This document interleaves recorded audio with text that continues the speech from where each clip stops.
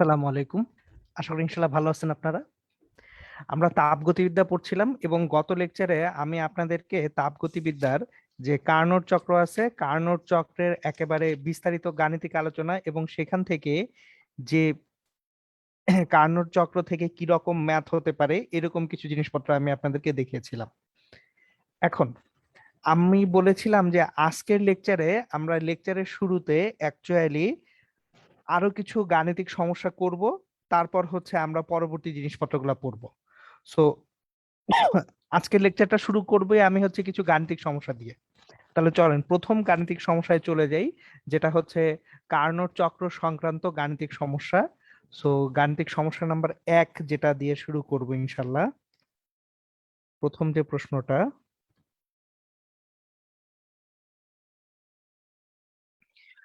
এই প্রশ্নটা অ্যাকচুয়ালি অনেক আগের প্রশ্ন ছিল। এটা ঢাকা বোর্ড 2010 সালে মানে হচ্ছে সরাসরি বোর্ড পরীক্ষার প্রশ্ন ছিল। সো আমি প্রশ্নটা লিখতেছি।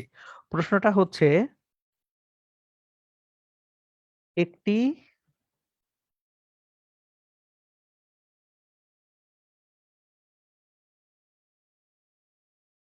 কার্নোট চক্র যখন 20 ডিগ্রি সেলসিয়াস 27 ডিগ্রি সেলসিয়াস তাপমাত্রায়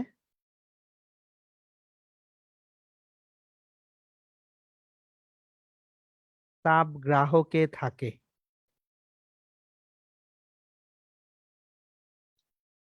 তখন এর দক্ষতা 50%।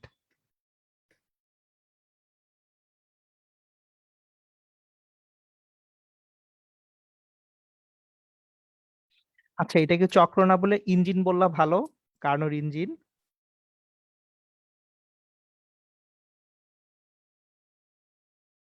এখন ইঞ্জিনকে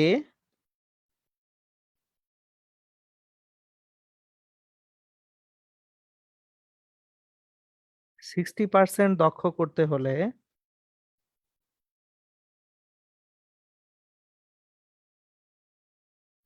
এর উৎসের তাপমাত্রা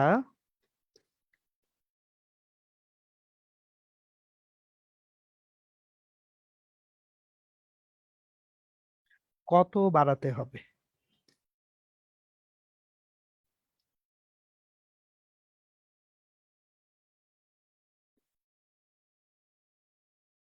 দেখেন প্রশ্নটা কি, একটা কার্নোর ইঞ্জিন সে যখন 27 ডিগ্রি সেলসিয়াস তাপমাত্রায় তাপগ্রাহকে থাকবে তখন এর কর্মদক্ষতা হচ্ছে 50%। যদি আমরা ইঞ্জিনকে 60% দক্ষ করতে চাই তাহলে উৎসের তাপমাত্রা কত বাড়াতে হবে সেটা জানতে চাওয়া হয়েছে। সো জেনারেল অ্যাপ্রোচটা এই টাইপের ম্যাথ সলভ করার জন্য জেনারেল অ্যাপ্রোচটা কি সেটা আগে একটু বুঝিয়ে বলি। তো বলেই দিচ্ছে যে যখন তাপ গ্রাহকের তাপমাত্রা 27 ডিগ্রি সেলসিয়াস তখন দক্ষতাটা হচ্ছে 50%। তাহলে তাপ গ্রাহকের তাপমাত্রা কত? T2। সো আমরা জানি এখানে T2টা হচ্ছে 27 ডিগ্রি সেলসিয়াস। তার মানে 27 + 2 73 kelvin, 300 kelvin.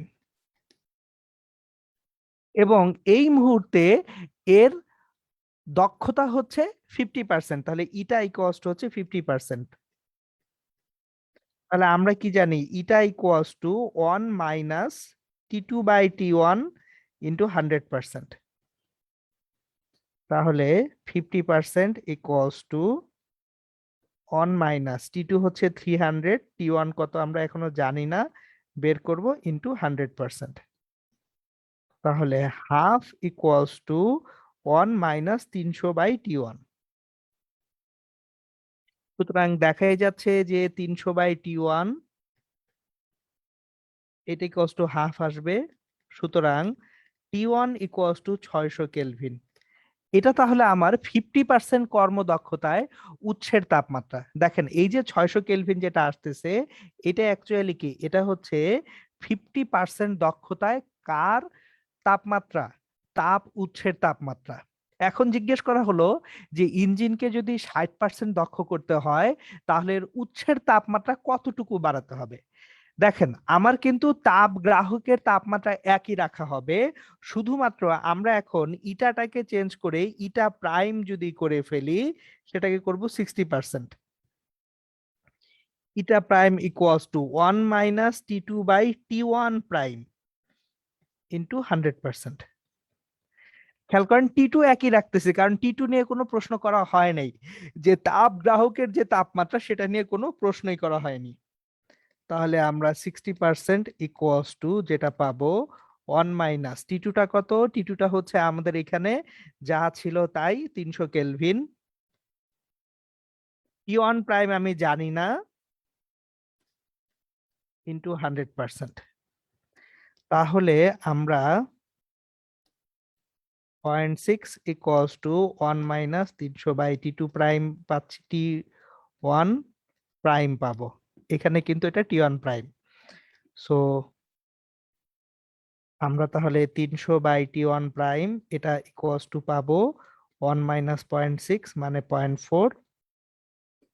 So T1 prime equals two হবে 300/0.4 করলে যা হয় সেটাই 750 kelvin.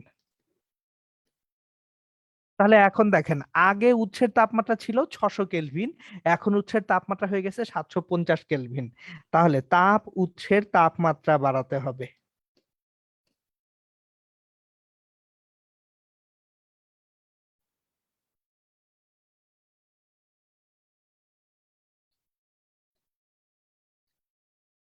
T1 prime minus T1 equals to 750 minus 600 kelvin, তার মানে 150 কেলভিন। ওকে, এখন প্রথম প্রশ্নটা হচ্ছে, আমি আসলে এই ম্যাথটা থেকে আপনাদের কি শিখাইতে চাই, যে একটা ম্যাথ, এটা তো সোজা ম্যাথ, করলেই তো করা যায় তাই না? তো এই ম্যাথটা থেকে আমাদের কি কি লার্নিং আউটকাম আছে, কি কি জিনিসপত্র আমরা শিখবো, সেই জিনিসগুলো আগে একটু আপনাদেরকে বুঝিয়ে বলি। দেখেন, ম্যাথটা থেকে এটা দেখলাম, যদি আমরা তাপ গ্রাহকের তাপমাত্রাটাকে স্থির রেখে উৎসের তাপমাত্রা বাড়াই, তাহলে কিন্তু অ্যাকচুয়ালি কর্মদক্ষতা বাড়ে। তাহলে কর্মদক্ষতা বাড়ানোর যে উপায়গুলি সেগুলো এখন আমরা চিন্তা করব। সো কার্নোর ইঞ্জিনের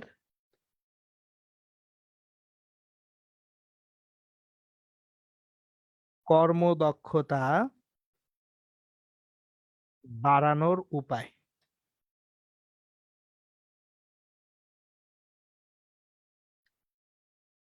সো আমরা জানি ইটা ইকুয়ালস টু 1 - T2/T1। 100% এখানে লিখলাম না, আমরা ইটাটাকে তাহলে হচ্ছে আসলে দশমিকে প্রকাশ করতেছি।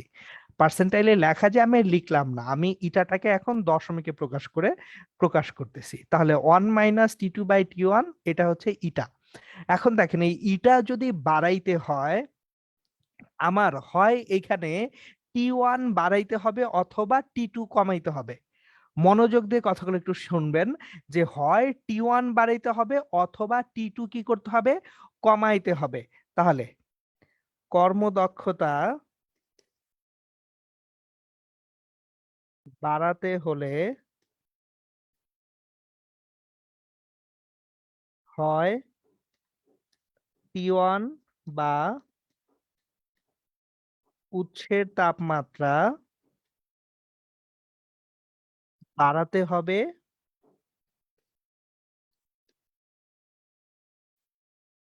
অথবা T2 বা তাপগ্রাহক বা সিঙ্কের তাপমাত্রা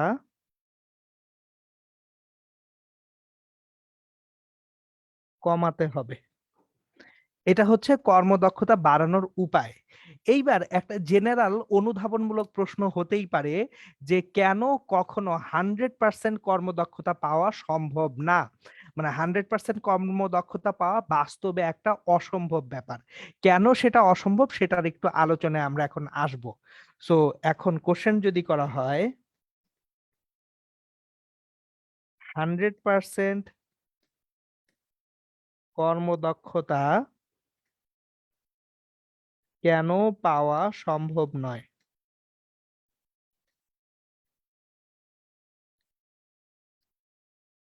ব্যাখ্যা করো।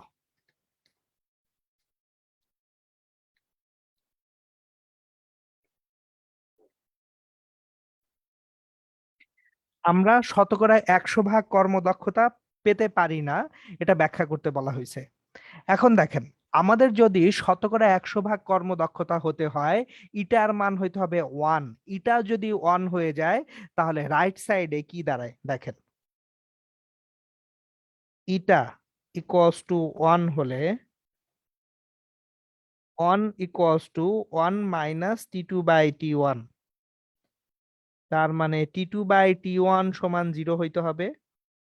এখন T2/T1 0 কয় ভাবে হতে পারে? দুই ভাবে হইতে পারে। হয় T2টাকে 0 করে ফেলতে হবে, অথবা T1টাকে অসীম করতে হবে। তাহলে T2 ইকুয়ালস টু 0 বা T1 ইকুয়ালস টু অসীম হতে হবে।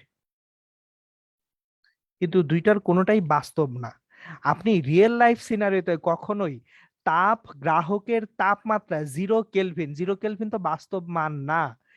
যে তাপমাত্রায় যে আমার অ্যাকচুয়ালি গ্যাসের আয়তন 0 হয়ে যায় সেটাই হচ্ছে 0 কেলভিন। এখন 0 কেলভিন একটা থিওরিটিক্যাল কনসেপ্ট।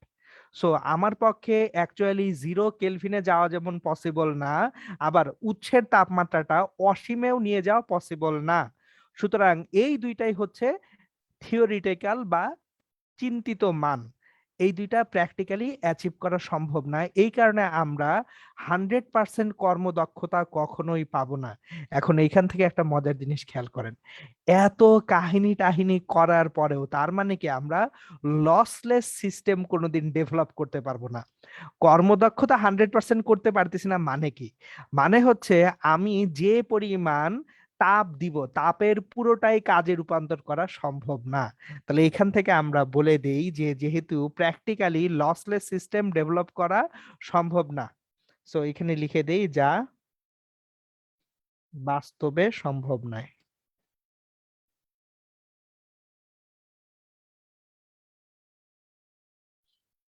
তাহলে আমরা এখান থেকে শিখলামটাকে, আমরা এখান থেকে শিখলাম এমন কোন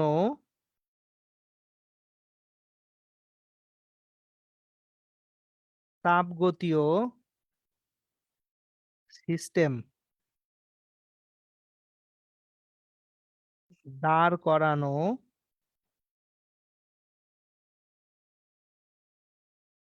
সম্ভব নয় যেখানে কোন রকম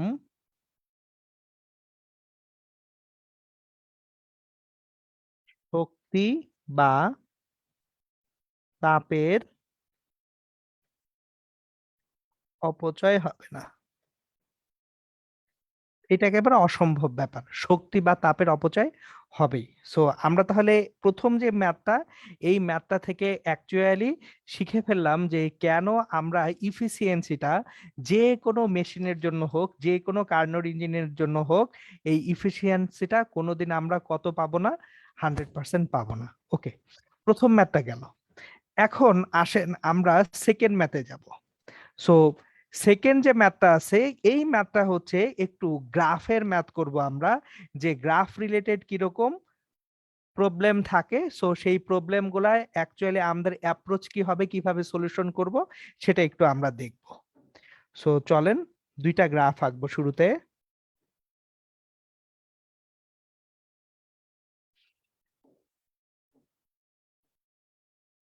এখানে পি বনাম ভি গ্রাফ এগুলো, ওয়াই অক্ষে পি, এক্স অক্ষে ভি।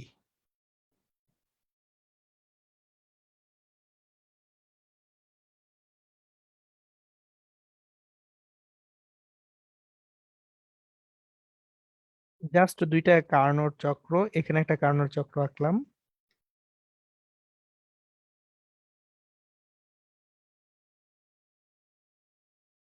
এটা একটা গ্রাফ,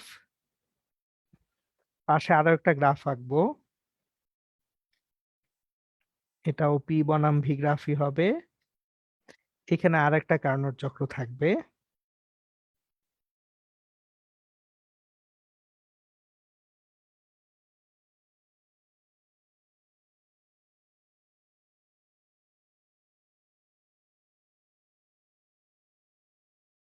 পাশাপাশি দুইটা কার্নোট চক্র দেখতে পাচ্ছি। এখন এখানে ডেটা গুলা যেগুলো দেওয়া আছে সেগুলো আমি লিখে দিই। এটা এ পয়েন্ট, P1 V1, এইখানকার এ পয়েন্টের চাপটা P1 prime V1 prime, B point P2 V2, এখানকার বি পয়েন্টে P2 প্রাইম V2 প্রাইম, এখানে সি পয়েন্টে P3 V3, এখানকার সি পয়েন্টে P2 prime V2 prime, sorry P3 prime V3 prime, এখানকার ডি পয়েন্টে হচ্ছে P4 V4, এখানকার ডি পয়েন্টটা P4 প্রাইম V4 প্রাইম। এখন এই দুইটা দুইটা ভিন্ন ভিন্ন তাপগতীয় প্রক্রিয়া, দুইটা ভিন্ন ভিন্ন কার্নোট সিস্টেম। সো প্রথম যে সিস্টেমটা আছে এইখানে T1টা বলা আছে 40°C, আর দ্বিতীয় সিস্টেমটায় T1 প্রাইম বলে দেওয়া আছে 50°C। তার মানে দুইটা সিস্টেমের উৎসের তাপমাত্রা বলে দিছে। প্রথম সিস্টেমের উৎসের তাপমাত্রা 40°, দ্বিতীয় সিস্টেমের উৎসের তাপমাত্রা 50°C বলা আছে। এখন এইখানে আপনার প্রথমে যে ইনফরমেশন দেওয়া আছে এটা হচ্ছে আমাদের প্রথম ইঞ্জিন, এটা হচ্ছে দ্বিতীয় ইঞ্জিন।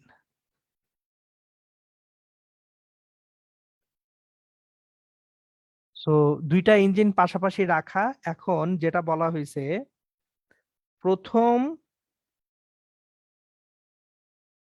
ইঞ্জিনে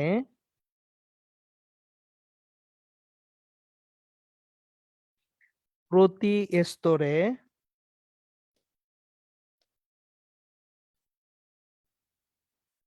প্রসারণ ও সংকোচনের অনুপাত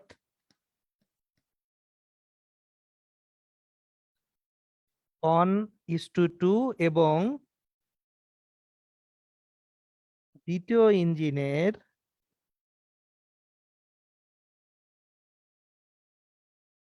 প্রতি স্তরে প্রসারণ ও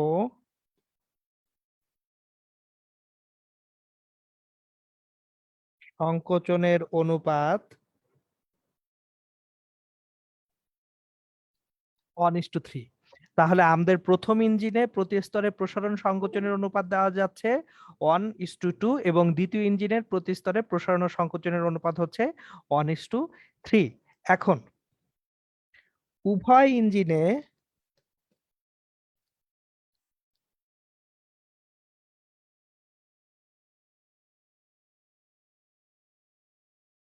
কার্যনির্বাহক বস্তু, দুইটা ইঞ্জিনেরই কার্যনির্বাহক যে বস্তু সেটা হচ্ছে 1 মোল দ্বিপারমাণবিক গ্যাস,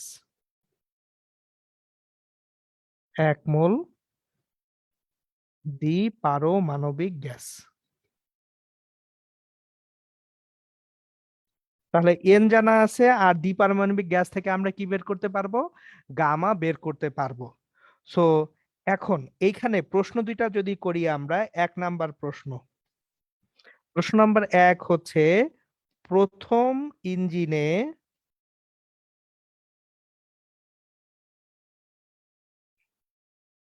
কার্যনির্বাহক বস্তুকে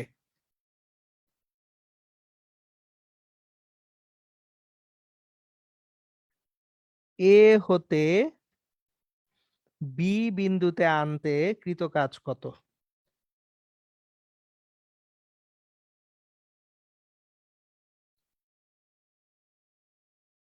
মানে আমি যে প্রথম ইঞ্জিনটা দেখতেছি, এই প্রথম ইঞ্জিনে কার্যনির্বাহক বস্তু এ থেকে বি বিন্দুতে আনতে কৃত কাজ কত সেটা জানতে চাওয়া হলো। আর সেকেন্ড কোশ্চেন হচ্ছে কোন ইঞ্জিনের কর্ম দক্ষতা বেশি?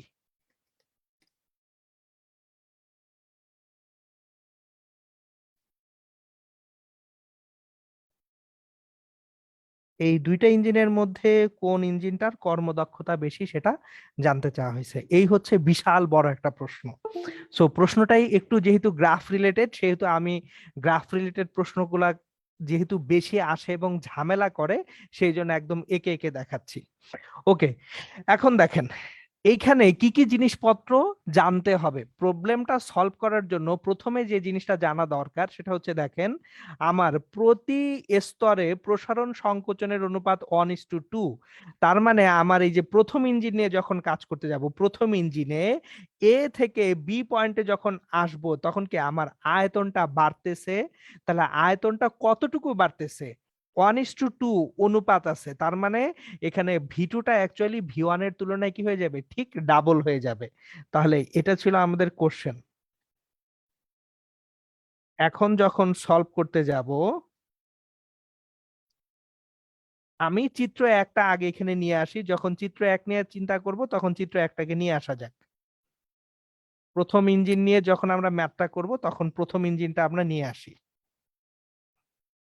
প্রথম ইঞ্জিনটা আমরা এখানে নিয়ে আসি।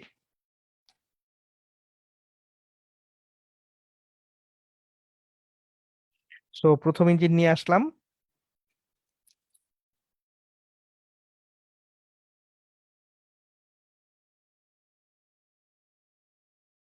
এখন দেখেন প্রথম প্রশ্নটা ছিল এ থেকে বিতে আসতে কৃত কাজ কত। তাহলে আমরা জানি প্রথম ইঞ্জিনে প্রসারণ সংকোচনের অনুপাত 1:2, সেটা আমরা জানি। তারপর কত মোল গ্যাস? 1 মোল গ্যাস। এবং কি রকম গ্যাস? দ্বি পারমাণবিক গ্যাস। তাহলে 1 মোল দ্বি পারমাণবিক গ্যাস নিয়ে যদি আমরা কাজ করি, সেক্ষেত্রে এন ইকুয়ালস টু 1 মোল, আর গামা ইকুয়ালস টু 1.41 দ্বিপারমাণবিক গ্যাসের জন্য। এখন এ থেকে বিতে কৃত কাজ WAB nRT1 লন V2/V1। খেয়াল করেন এটা কি একটা সমষ্ণ প্রক্রিয়া না? এ থেকে বি, এই প্রক্রিয়াটা একটা সমষ্ণ প্রসারণ।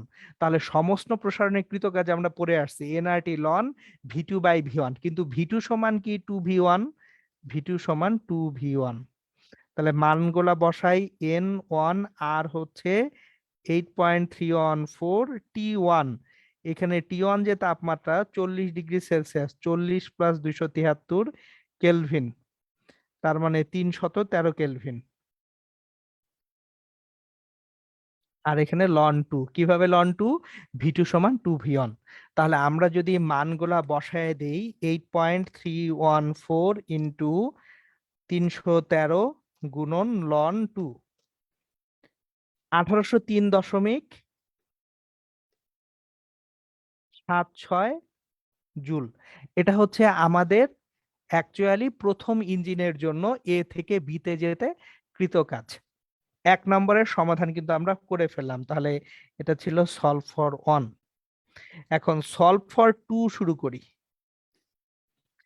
দেখেন এখানে 2 নাম্বার প্রশ্নটা যেটা করা হয়েছিল, কোন ইঞ্জিনের কর্মদক্ষতাটা বেশি। তার মানে প্রথম ইঞ্জিনের কর্মদক্ষতা বেশি নাকি দ্বিতীয় ইঞ্জিনের কর্মদক্ষতাটা বেশি, সেটা জানতে চাওয়া হয়েছে। এখন আমাদের কর্মদক্ষতা বের করার জন্য T1 জানি, T2 তো জানি না, T2 বের করতে হবে না? সো T1 জানা আছে, এখানে যদি T2 জানি তাহলে তো কর্মদক্ষতা বের হবে। এবার T1 এবং T2-র মধ্যে কিভাবে সম্পর্ক স্থাপন করব? একটু মনোযোগ দিয়ে যদি গ্রাফটা দেখেন, গ্রাফ থেকে অ্যাকচুয়ালি অ্যান্সার গুলা পাবেন। একটু জাস্ট মনোযোগ দিই। আমরা T1 জানি কিন্তু T2 জানি না। আমার উদ্দেশ্য এখন T2টা কত সেটা বের করা। এবার T2 বের করব কিভাবে, দ্যাট ইজ দ্য কোশ্চেন। দেখেন সমস্ত প্রক্রিয়ায় তাপমাত্রা ধ্রুব থাকে। তো একটু মনোযোগ দিয়ে কথাগুলো খেয়াল রাখবেন, কারণ ম্যাথ করাটা আসলে শুধু এই না যে সূত্র জানি, সূত্র বসায় দিলাম।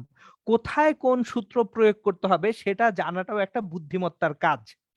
আমার যখন আমি একটা তাপমাত্রা জানি, T1 জানি, T2 বের করব, সমস্ত প্রক্রিয়ায় তো তাপমাত্রা চেঞ্জ হচ্ছে না।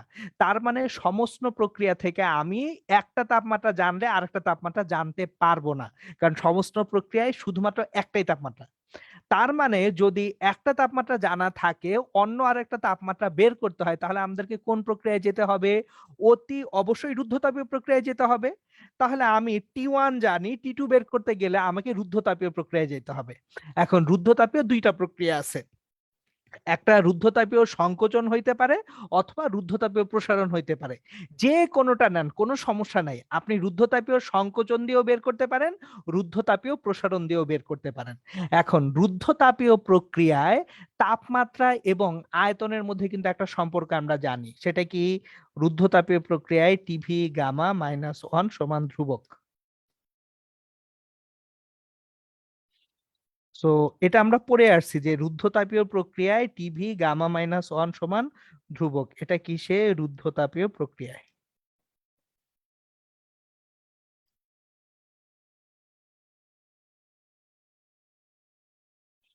এখন আমরা 1 নং ইঞ্জিনের বেলায়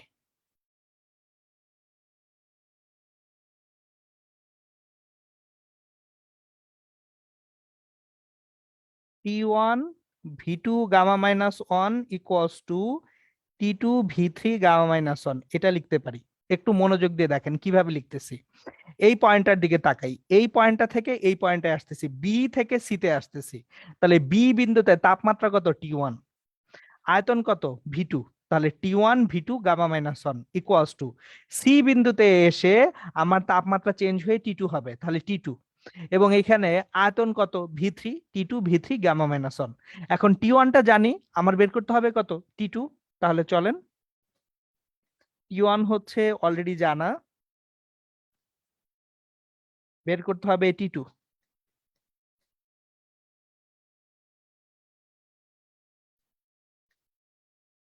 এই যে দেখেন, এইভাবে আমরা T2 বের করতে পারতেছি।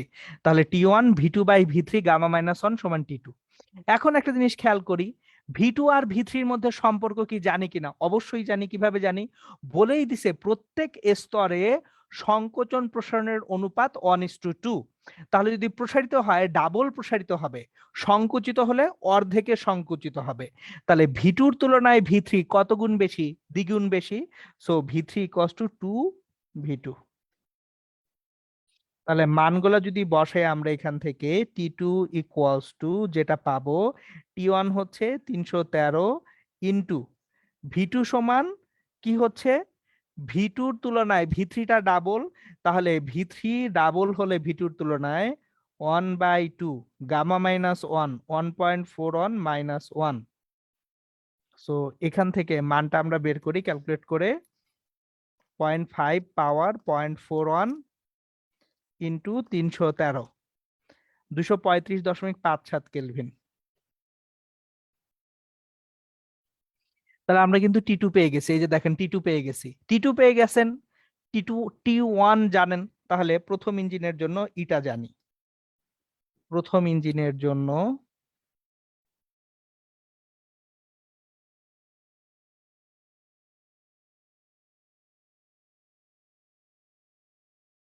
ইটা equals to 1 minus T2/T1 into 100%।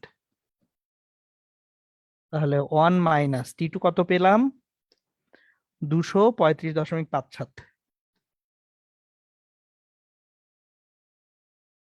T1 পাইছি 313। তাহলে 235.57 ডিভাইডেড বাই 313 ইন্টু 100%, 24.73% হচ্ছে আমার প্রথম ইঞ্জিনের কর্মদক্ষতা। দেখছেন, খুবই কম কর্মদক্ষতা প্রথম ইঞ্জিনের। এবার যদি দ্বিতীয় ইঞ্জিনের দিকে তাকাই আমরা, দ্বিতীয় ইঞ্জিনের জন্য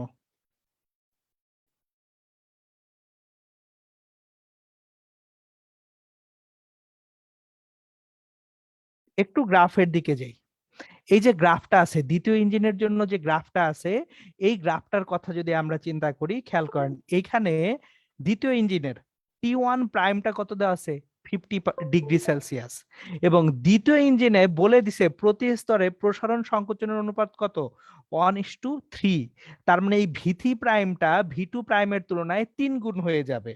সো আমরা তাহলে এইখানে একইভাবে T1 prime V2 prime gamma -1 equals to T2 prime V3 prime gamma minus 1। এই ক্ষেত্রে V3টা ইকুয়ালস টু 3V2 প্রাইম এবং T1 প্রাইমটা হচ্ছে 50°C মানে 50 প্লাস 273 কেলভিন মানে 323 কেলভিন। সো এখন জাস্ট মানগুলা বসানো বাকি, আর কিচ্ছু না।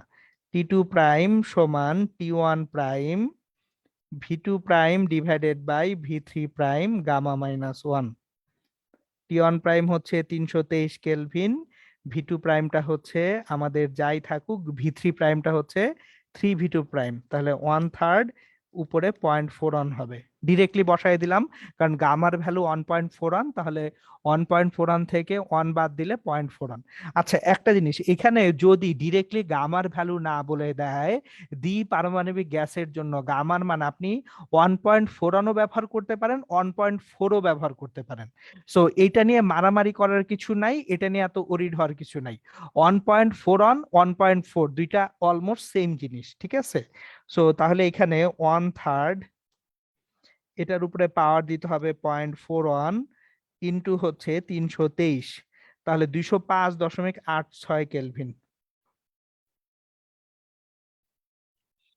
এটা হচ্ছে আমার T2 প্রাইম। তাহলে দ্বিতীয় ইঞ্জিনের জন্য ইটা প্রাইম যেটা আছে, দ্বিতীয় ইঞ্জিনের জন্য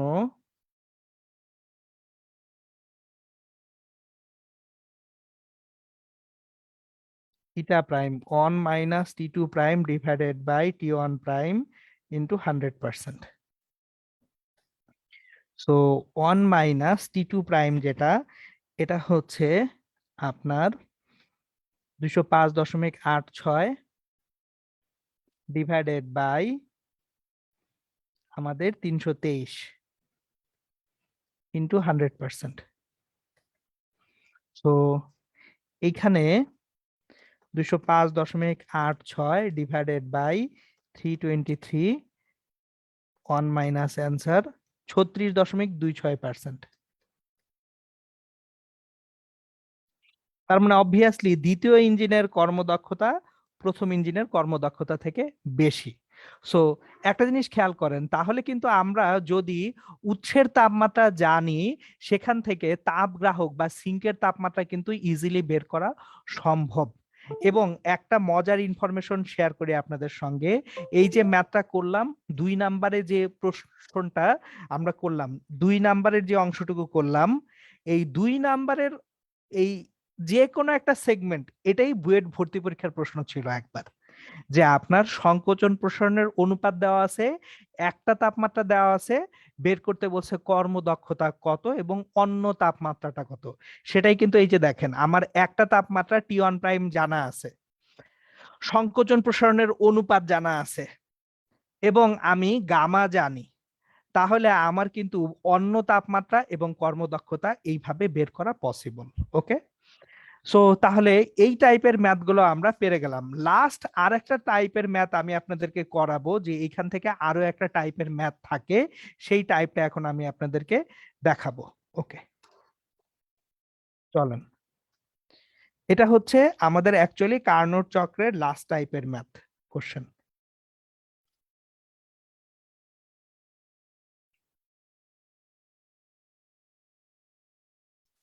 একটি প্রত্যাগামী ইঞ্জিন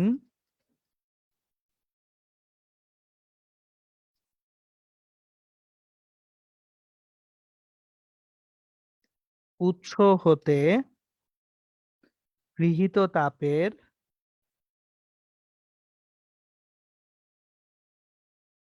1/6 অংশ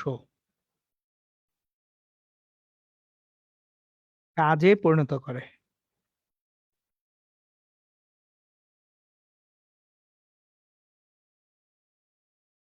এখন খেয়াল করেন, প্রথমেই কিন্তু বলে ফেলছে এটা একটা প্রত্যাগামী ইঞ্জিন। তাহলে প্রত্যাগামী ইঞ্জিন যদি হয়ে থাকে, তাহলে অবশ্যই কিউ ইজ প্রপোর্শনেট টু টি হবে, যেটা আমি আপনাদেরকে আগেই পড়াইছি, যে প্রত্যাগামী ইঞ্জিনের সবসময়ই যে তাপটা আমি গ্রহণ করব বা যে তাপটা বর্জন করব, সেটা অ্যাকচুয়ালি পরম তাপমাত্রার সমানুপাতিক হতেই হবে। ওকে, তাহলে একটা প্রত্যাগামী ইঞ্জিন উৎস হতে গৃহীত তাপের 1/6 অংশ কাজে পরিণত করে, সেটা বলা আছে। এখন এর তাপ গ্রাহকের তাপমাত্রা মানে T2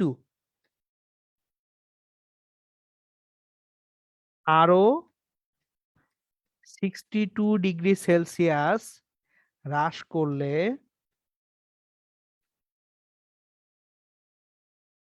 এর দক্ষতা দ্বিগুণ হয়।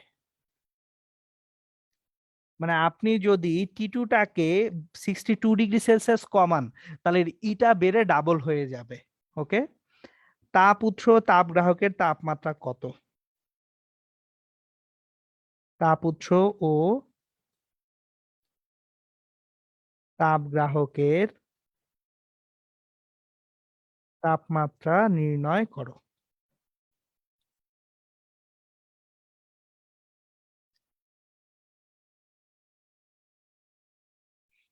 সো আমাদের পুরো কোশ্চেনটা দেখা হয়ে গেল। এখন আমরা এই কোশ্চেনটা সলভ করব।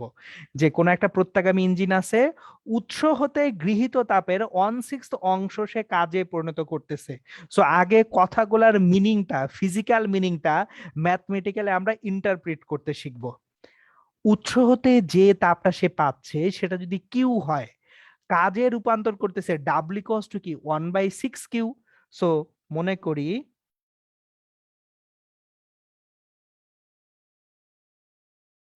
উৎস হতে গৃহীত তাপ Q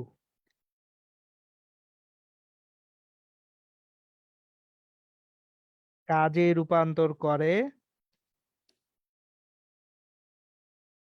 1/6 Q.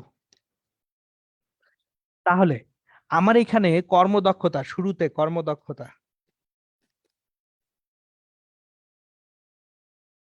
Eta equals to 1 - এই যে যেটুকু কাজ করলাম ডিভাইডেড বাই যেটুকু, সরি 1 - করতে হবে না, কর্মদক্ষতা ডিরেক্টলি কি কৃত কাজ ডিভাইডেড বাই প্রাপ্ত তাপ ইন্টু 100%। দেখেন এটা কি আউটপুট বাই ইনপুট না, বা কৃত কাজ ডিভাইডেড বাই প্রদত্ত তাপ। কৃত কাজ 1/6 কিউ, প্রদত্ত তাপ কত কিউ, ইন্টু 100%, এটা হচ্ছে কর্মদক্ষতা। তাহলে 1/6 ইন্টু 100%, 16.67% কর্মদক্ষতা। এটা শুরুতে ছিল, এটা আমার শুরুতে ছিল। এখন শুরুতে আমাদের তাহলে যদি তাপমাত্রা T1 আর T2 হয়, মনে করি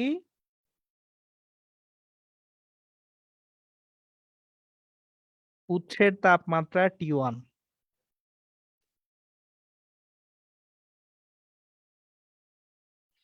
আর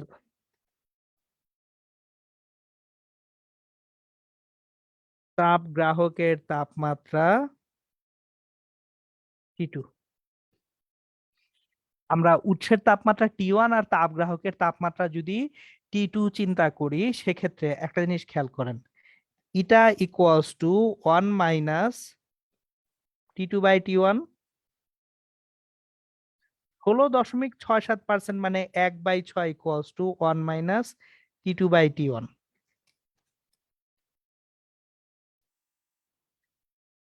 তাহলে T2/T1 equals to actually 5/6। So T2 এবং T1 এর রেশিওটা কত পাবো আমরা? 5/6 পাবো। এই পর্যন্ত আমাদের ইনফরমেশন থেকে গাণিতিকভাবে এক্সপ্লেনেশন হয়ে গেল। এখন দেখেন কি বলা হয়েছে, তাপ গ্রাহকের তাপমাত্রা আরো 62°C হ্রাস করব আমরা। উৎসের তাপমাত্রা কিন্তু চেঞ্জ করি নাই, শুধুমাত্র তাপ গ্রাহকের তাপমাত্রা 62°C হ্রাস করা হলে। তাহলে তাপ গ্রাহকের তাপমাত্রা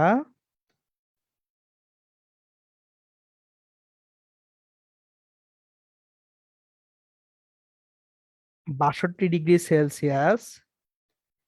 হ্রাস করা হলে eta prime equals to 1 - T2 prime divided by T1। তাহলে ইটা প্রাইমটা কি ডাবল হয়ে যাবে, ডাবল হবে মানে 2 × 1/6, 1 - T2 প্রাইম মানে T2 - 62 ডিভাইডেড বাই T1। খেয়াল করেন কি করতেছি, T2 প্রাইম সমান T2 মাইনাস 62 কিভাবে লিখতেছি? আমার অ্যাকচুয়ালি আগে তাপ গ্রাহকের তাপমাত্রা ধরা ছিল কত? T2। এখন 62 ডিগ্রি সেলসিয়াস তাপমাত্রা হ্রাস করা আর 62 কেলভিন তাপমাত্রা হ্রাস করা কিন্তু একই কথা। এই কারণে অ্যাকচুয়ালি 62 ডিগ্রি সেলসিয়াস হ্রাস করা মানে 62 কেলভিন হ্রাস করা, এই জন্য T2 মাইনাস 62 আমরা লিখে ফেললাম। অঙ্ক অলমোস্ট হয়ে গেছে। এখন দেখেন এখান থেকে আমরা যেটা পাবো, 1/3 equals to 1 minus T2/T1 plus 62/T1। এখন T2/T1 এর মান কিন্তু একটু আগে বসায় ফেলছি 5/6। দেখেন একটু আগে T2/T1 এর মান কত পাইছি? 5/6। তাহলে আমি T2/T1 এর মান 5/6 বসাই দিলাম প্লাস 62/T1। তাহলে এখান থেকে যেটা পাবো, 1/3 ইকুয়ালস টু 1/6 প্লাস 62/T1। তাহলে 1/3 থেকে 1/6 যদি বিয়োগ দেই,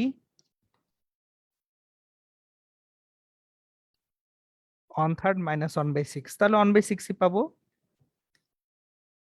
62/T1, T1টা হবে 6 ইন্টু 62, 372 কেলভিন। তাহলে T1 যদি 372 কেলভিন হয়, T2/T1 equals to 5/6। So T2 equals to 5/6 into T1। তাহলে 5 ইন্টু 372 ডিভাইডেড বাই 6, 310 কেলভিন। তাহলে তাপ উৎসের তাপমাত্রা 372 কেলভিন ছিল এবং তাপ গ্রাহকের তাপমাত্রা 310 কেলভিন ছিল। এই ছিল আমাদের তাহলে একেবারে দেখেন এই ম্যাথটার ডিটেইলস। সো আমরা কিন্তু তাহলে দেখেন কার্নো চক্র থেকে মোটামুটি যে টাইপের ম্যাথগুলো আসা সম্ভব আমরা প্রত্যেকটা টাইপের ম্যাথ সম্পর্কে বিস্তারিত আলোচনা করে ফেলছি। সো আমাদের আর অ্যাকচুয়ালি কার্নোট চক্র নিয়ে টানা হেঁচড়া নাই। আমরা এখন যেটা শুরু করব সেটা হচ্ছে কার্নোট চক্রের পরে এই রিভার্স সাইকেলটা, শীতলীকরণ চক্র বা রেফ্রিজারেশন সাইকেলটা আমরা এখন শুরু করব। তাহলে আমরা নেক্সট যেটা পড়তে শুরু করব এখন, সেটা হচ্ছে শীতলীকরণ চক্র বা রেফ্রিজারেশন সাইকেল। সো রেফ্রিজারেশন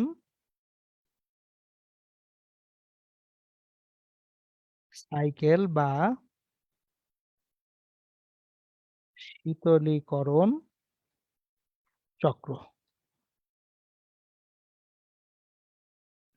আমি আগে এই জিনিসটা সম্পর্কে আপনাদেরকে একটু বুঝিয়ে বলবো, তারপর আমরা হচ্ছে চক্রের ডিটেলসে যাব। দেখেন কার্নোট চক্রে আপনি কি করতেছেন? কার্নোট চক্রে আপনি কোনো একটা সিস্টেমকে তাপ দিচ্ছেন, সেই তাপের একটা অংশ কাজে রূপান্তর হচ্ছে, বাকি অংশটুকু আপনি এনভায়রনমেন্টে ডাম্প করতেছেন বা এনভায়রনমেন্টে ফেলে দিচ্ছেন। সো আবার রিপিট করতেছি, কার্নোর চক্র, কার্নোর ইঞ্জিন বা হিট ইঞ্জিন যেগুলো আছে, এই হিট ইঞ্জিনের গঠনটা কিরকম? আপনি কোনো একটা ইঞ্জিনে বাইরে থেকে তাপ দিলেন, এই যে আগুন জ্বালাইছেন, বিস্ফোরণ করতেছেন, এটা আসলে কি করা? তাপ দেওয়া। আমরা কিন্তু দেখছি কার্নোট চক্র পড়ানোর সময়, আমি যখন আপনাদেরকে ভিডিওটা দেখাইছি, ওই ভিডিওতে সুস্পষ্টভাবে আমি এটা দেখাইছি যে জ্বালানি দেওয়ার পরে আইদার স্পার্ক করার মাধ্যমে অথবা অত্যন্ত বেশি উত্তপ্ত হয়ে যাওয়ার কারণে অটো ইগনিশনও হইতে পারে, বিশাল একটা বিস্ফোরণ ঘটে। এই যে বিস্ফোরণ ঘটতেছে এটাই হচ্ছে উৎস, যে উৎস থেকে সে কতটুকু তাপ গ্রহণ করলো। তারপর এই তাপের একটা অংশ কাজে রূপান্তর হয় এবং তারপর আমরা বাকি যে গ্যাসটুকু আছে, যেটাকে আমরা এক্সস্ট গ্যাস বলি, সেটাকে পরিবেশে আমরা ছেড়ে দিচ্ছি। তার মানে তাপ উৎসের একটা অংশ কাজে রূপান্তর হয়, বাকি অংশ এনভায়রনমেন্টে ছেড়ে দেই, এটা হচ্ছে তাপ ইঞ্জিন। আর রেফ্রিজারেশন সাইকেল যেটা করে সেটা হচ্ছে কোনো একটা বস্তুর ভিতর থেকে তাপ বের করে নিয়ে আসে। সো আমাদের বাসায় যে রেফ্রিজারেটর আছে বা যে এসি গুলা চলে, এরা প্রত্যেকেই রেফ্রিজারেশন সাইকেলে চলে। সো এদের আসলে কাজ কি সেটা একটু মনোযোগ দিয়ে যদি আমরা খেয়াল করি, যে একটা এসি বা একটা রেফ্রিজারেটর কি কাজ করে। ধরেন এটা একটা রুম, এই রুমের মধ্যে একটা এসি লাগানো আছে। এখন এসিটা আসলে কিভাবে কাজ করে? এসিটা রুম থেকে হিটটাকে অ্যাবজর্ব করে, রুম থেকে তাপটাকে শোষণ করে। এই শোষণ করা তাপ সে কোথায় ছেড়ে দেয়? বাইরে এনভায়রনমেন্টে ছেড়ে দেয়। তাহলে এসি প্রথমে রুম থেকে তাপ শোষণ করবে,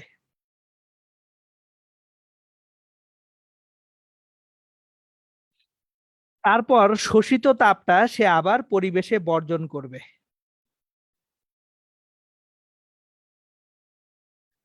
তাহলে এই এসিটা রুম থেকে কিভাবে তাপের শোষণ করতেছে এবং পরিবেশে কিভাবে তাপের বর্জন করতেছে, বা একটা রেফ্রিজারেটর, ফ্রিজ, ধরেন কোনো একটা রেফ্রিজারেটর বা ফ্রিজ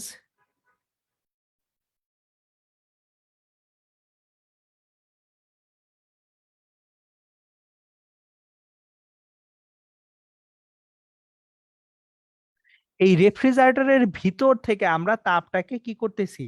শোষণ করতেছি। শোষিত তাপটা এনে কোথায় ছাড়তেছি? বাইরে ছাড়তেছি। তাহলে ভিতর থেকে তাপ শোষণ করে বাইরে এনে তাপটাকে আমাদের ছেড়ে দিতে হচ্ছে।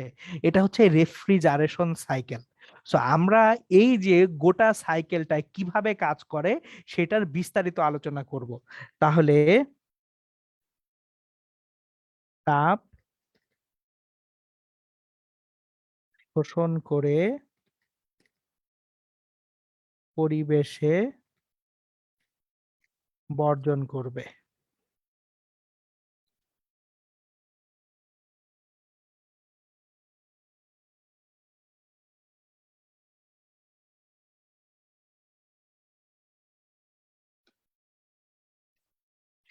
খেয়াল করেন, আমি যখনই ভিতর থেকে তাপ শোষণ করব, এখান থেকে যখনই তাপটা শোষিত হবে, ভিতরের তাপ শোষণ করলে তাপমাত্রাটা ভিতরে কমে যাবে। সো ভিতরে তাপমাত্রা হ্রাস পাবে।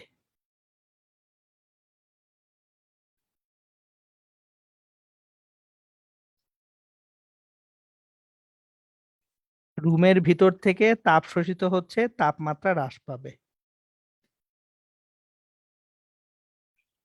এটাই হচ্ছে রেফ্রিজারেশন সাইকেল বা শীতলীকরণ চক্র।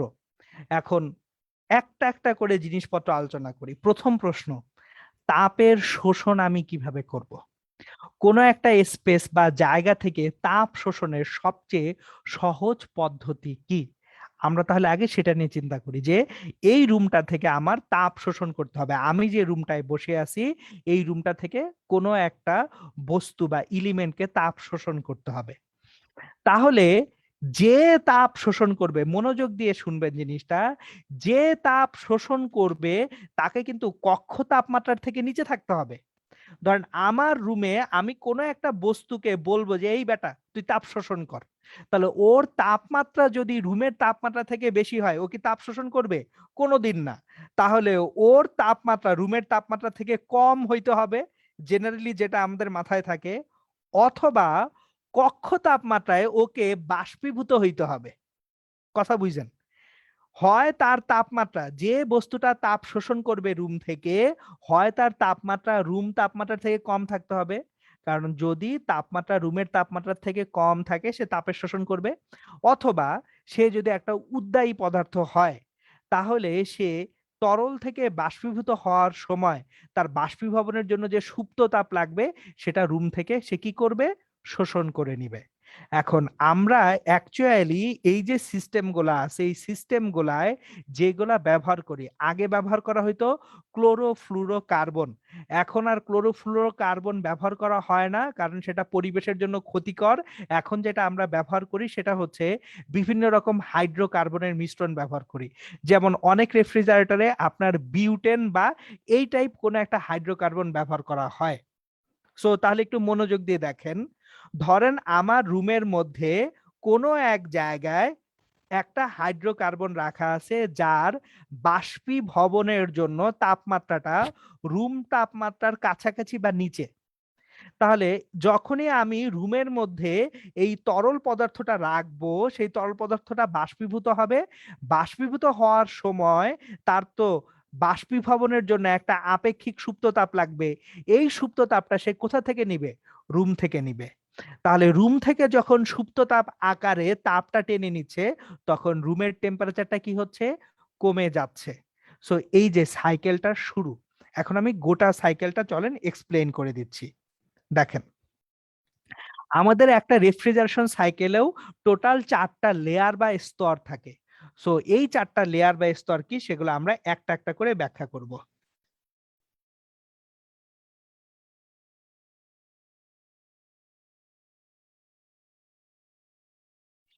প্রথম লেয়ারটা হচ্ছে ইভাপোরেটর বা বাষ্পায়ক। আমি একটা রেফ্রিজারেটর দিয়ে জিনিসটা ব্যাখ্যা করব। ইভাপোরেটর বা বাষ্পায়ক মানে যে বাষ্পে রূপান্তর করবে। এখন লজিক্যালি প্রত্যেকটা জিনিস চিন্তা করবেন, বাষ্পে রূপান্তর করতে গেলে চাপ বেশি রাখা জরুরি না কম রাখা জরুরি? দেখেন, তরল থেকে যখন বাষ্পে পরিণত হবে, কোনো একটা বস্তু তরল থেকে বাষ্পে পরিণত হতে হলে তার ভলিউম বাড়তে হয়। তাহলে যদি ভলিউম বাড়তে হয়, এখানে ইনপুট যেটা দিব সেটাকে উচ্চ চাপে দিব নাকি নিম্ন চাপে দিব? অবশ্যই নিম্ন চাপে দিব।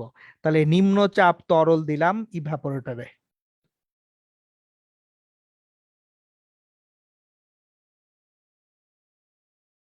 তাহলে এখানে পিএল, চাপটা কম, পি লো।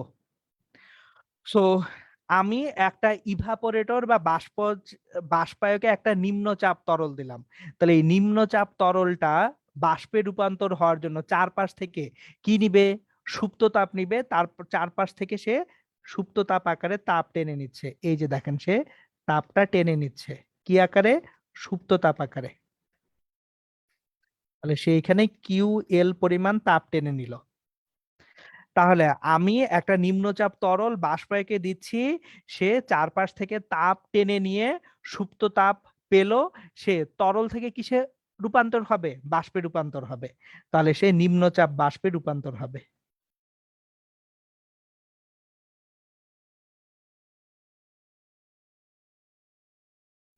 এখন এই ঘটনাটা, এই যে স্তরটা, এটা ফ্রিজের ভিতরে ঘটে। আমরা যে ফ্রিজের ভিতরের কম্পার্টমেন্ট গুলো আছে, এই কম্পার্টমেন্ট গুলার ভিতরে আসলে এই ঘটনাটা ঘটে। আমাদের ফ্রিজের ভিতরে ওইখানে বিভিন্ন নল থাকে। আপনারা ফোমিং এবং অন্য কিছুর কারণে ইন্টারনাল জিনিসগুলো তো আমরা দেখতেছি না। সো ভিতরে আসলে প্রক্রিয়াটা এইটা, যে কোনো একটা নিম্নচাপ তরল সেটা বাষ্পায়কের মধ্যে যাচ্ছে, সে চারপাশ থেকে সুপ্ত তাপ টেনে নিয়ে বাষ্পে পরিণত হচ্ছে। তাহলে ফ্রিজের ভিতর থেকে আপনি তাপটা এখানে শোষণ করে ফেলতেছেন। তাহলে এই অংশটুকু হচ্ছে শোষিত তাপ। তাহলে কিউএলটা কি? কিউএলটা হচ্ছে রুমের ভিতর থেকে বা ফ্রিজের ভেতর থেকে শোষিত তাপ। সো আমি এখানে লিখে ফেলি,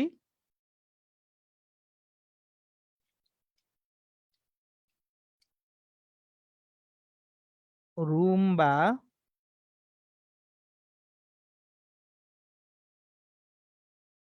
ফ্রিজের ভিতর হতে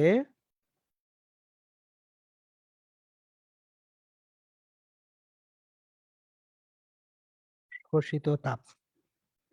এবং এই ক্ষেত্রে যে তাপমাত্রাটা আছে, এই তাপমাত্রাটাকে আমরা বলবো টিএল। তাহলে এখানে তাপমাত্রাটা টিএল। সো আমার এখানে তাপমাত্রা কত? টিএল।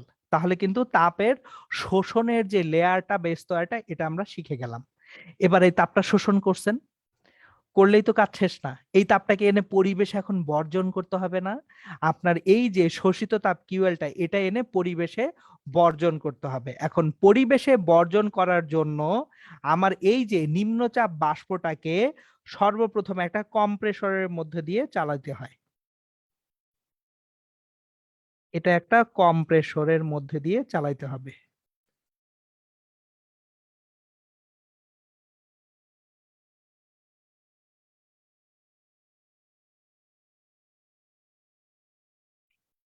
এখন দেখেন, কেন আমার বাষ্পটাকে কম্প্রেসরের মধ্যে দিয়ে চালাইতে হবে? একটু খেয়াল করেন, এটা কি নিম্ন তাপমাত্রায় আছে না? নিম্ন তাপমাত্রায় আছে। সে যখন রুমের ভিতর থেকে তাপের শোষণ করছে, ফ্রিজের ভিতর থেকে তাপের শোষণ করছে, তার তাপমাত্রাটা নিম্ন। এই তাপমাত্রাটা না বাড়াইলে সে কি পরিবেশে তাপ বর্জন করবে? অবশ্যই না। তাহলে এখন তাপমাত্রাটাকে বাড়ানোর সবচেয়ে ভালো উপায় কি? বাষ্পটাকে সংকুচিত করে নিয়ে আসা। বাষ্পটাকে যেই সংকুচিত করব আমরা, তখনই বাষ্পটা অ্যাকচুয়ালি কি করবে? নিজেদের মধ্যে ছোটাছুটি বাড়ায় দিবে, সংঘর্ষ বেশি হবে, তাপমাত্রা বেড়ে যাবে। তার মানে এখন নিম্নচাপ বাষ্পটাকে কম্প্রেসরের মধ্য দিয়ে যখন চালনা করব, তখন সে হয়ে যাবে উচ্চচাপ বাষ্প। তাহলে এখান থেকে আমি পাচ্ছি উচ্চচাপ বাষ্প।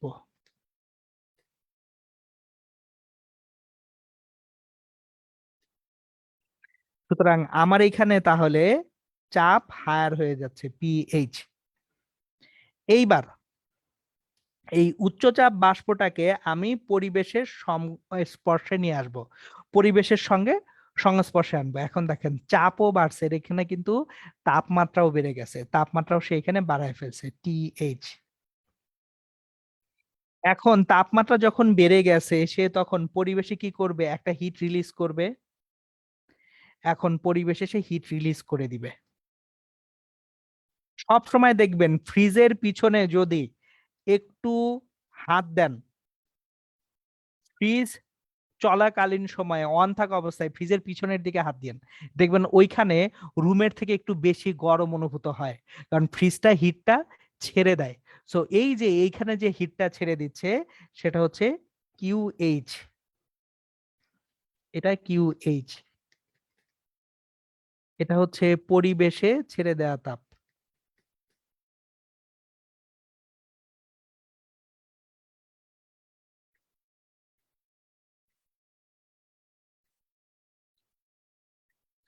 তাহলে একটা জিনিস খেয়াল করেন, উচ্চচাপ বাষ্প যখন তাপ ছেড়ে দিচ্ছে, বাষ্প যখনই তাপ ছেড়ে দিবে, সে কি আর বাষ্প থাকবে? সে কিসে রূপান্তর হবে? তরলে রূপান্তর হবে। তাহলে এটা উচ্চচাপ তরলে রূপান্তর হলো।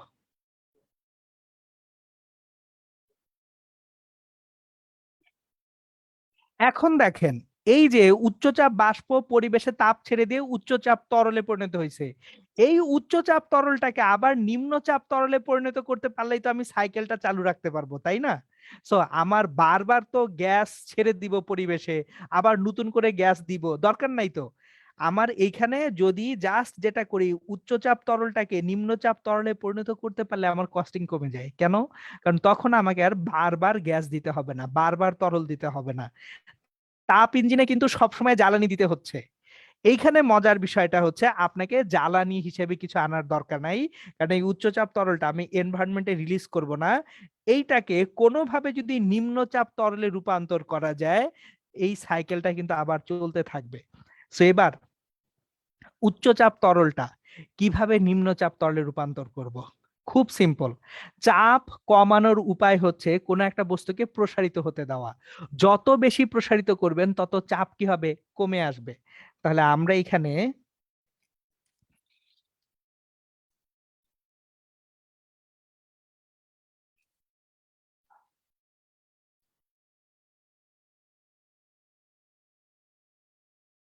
এখানে একটা সম্প্রসারণ কুণ্ডলী রাখবো।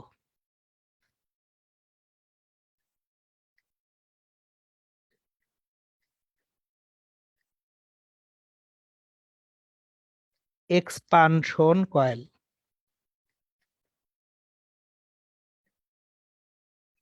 আপনারা যদি কখনো ফ্রিজের পিছনে তাকান, ফ্রিজের পিছনে তাকাইলেই দেখবেন ওইখানে অনেকগুলা কুণ্ডলী আছে। ওই কুণ্ডলীটাকে সম্প্রসারণ কুণ্ডলী বলা হয়। সো আমাদের তাহলে একটা রেফ্রিজারেটর বা ফ্রিজের পিছনে যখনই আমরা তাকাবো, ওইখানে আমরা অ্যাকচুয়ালি যে এক্সপানশন কয়েলটা আছে, সেই সম্প্রসারণ কুণ্ডলী আমরা দেখতে পাবো। এই সম্প্রসারণ কুণ্ডলীতে অ্যাকচুয়ালি যেটা হয়, উচ্চচাপ তরলটা তার চাপটা কমায় ফেলে, কমায় সে নিম্নচাপ তরলে পরিণত হয়। তাহলে এই যে দেখেন পুরা সাইকেলটা কিন্তু চলতে থাকে। সো আমি একটা ফ্রিজের ব্যাক সাইডটা আপনাদেরকে দেখাবো এখন।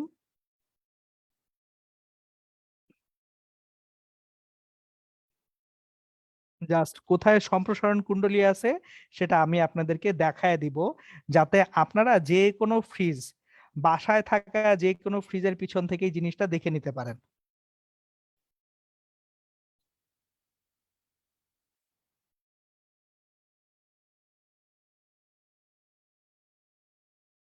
তো